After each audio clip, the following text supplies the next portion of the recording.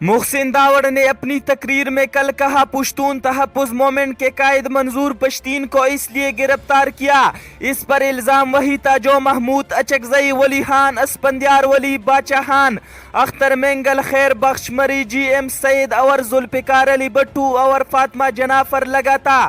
ان سب کی خدمت کی چند جھلکیاں۔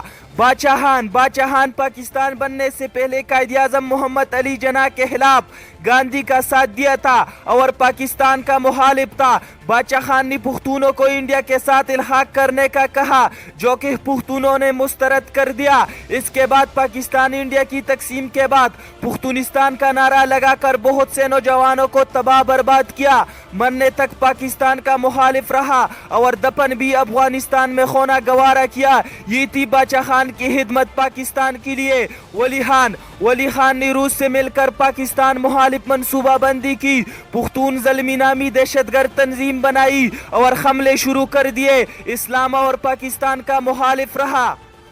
اسفندیار ولی نے ہمیشہ افغانستان کے گن گائے۔ اسفندیار ولی نے تحریک سنبھالتے ہی پختونستان کا نعرہ ایک بار پھر لگا دیا اور نوجوانوں کو ورغلا کر پہاڑوں پر لے گیا۔ افغانستان کے شے پر پراکسی وار پاکستان کے مخالف شروع کر دی اور ہر جگہ پاکستان کو بدنام کیا۔ انڈیا میں جا کر، افغانستان میں جا کر پاکستان مخالف تقریری کی۔ محمود اچکزئی تو پاکستان کو مانتا ہی نہیں اور بلوچستان سمیت افغانستان کو اٹک تک کہتا ہے کوئی ایسا موقع نہیں کہ اس نے پاکستان کو نقصان نہ پہنچایا ہو۔ خیر بخش مری مفادات کی خاطر لوگوں کو ورغلانا شروع کر دیا، آزاد بلوچستان کی تحریک شروع کر دی اور بلوچ ریپبلک فرنٹ جیسی تنظیم بنائی، جس نے سیکورٹی فورسز کے ساتھ ساتھ ہزاروں بلوچوں کو بھی شہید کیا اور آج بھی اس تحریک کو اس کا بیٹا خربیار مری چلا رہا ہے۔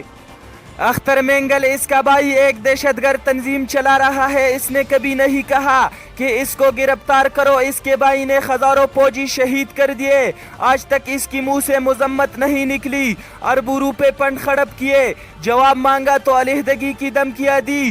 جی ایم سعید نے اقتدار نہ ملنے کے بعد حقوق کے آڑ میں سندھو دیش کا نعرہ لگا دیا تھا اور مرنے تک پاکستان کا مخالف رہا۔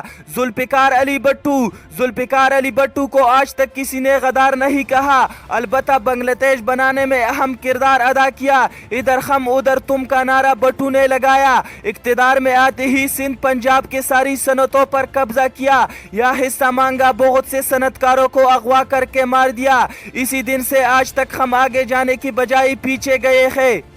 محسن داوڑ صاحب یہ تھی ان سب کی خدمات۔ اور رہی فاطمہ جناح کی بات، فاطمہ جناح کو غداری کا لقب ایک شوشہ چھوڑا گیا ہے۔ ایسا کوئی حوالہ نہیں ہے کہ ایوب خان نے غدار کہا ہو۔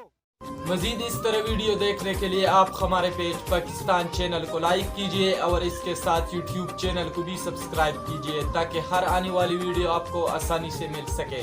اپنے میزبان عدنان فراز کو اجازت دیجئے۔